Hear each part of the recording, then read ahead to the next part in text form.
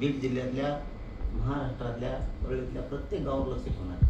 मराठ्याला कोण त्रास देतो, कुणाचा देतो, आपल्यांनी आपल्याच लोकांच्या अंगावर येऊ नका. शेवटी आपलं असतं ध्यानात ठेवा. एकदा समजून सांगावे तुम्हाला, तर तुम्ही सुद्धा कुठं ना कुठं तरी गाठता.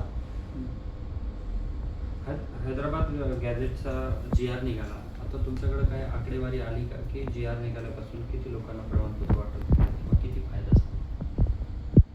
फडणवीस साहेबांनी एक डोक्यात ठेवायचं कधी, ही जबाबदारीनं टिवण्याला सांगणार. तात्पुरत्या आनंदात जगणारा मनोज जरांगे नाही. समाजाने माझ्यावर विश्वास टाकला आणि मी समाजावर टाकला.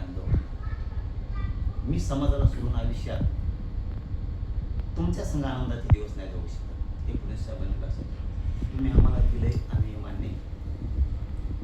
पण तुम्हाला वाटत असेल की तिकडं ओबीसीला म्हणायचं तुमच्या आरक्षणाला धक्का लागत नाही, म्हणजे ओबीसी पण खुश ठेवायचं, आणि इकडं आम्हाला GR द्यायचा आणि प्रमाणपत्र वितरित नाही करायचं. तुम्हाला वाटत असेल इकडं मराठी खुश आणि निवडणुकीत मतदान घेऊ, तर ही तुमचा गैरसमज.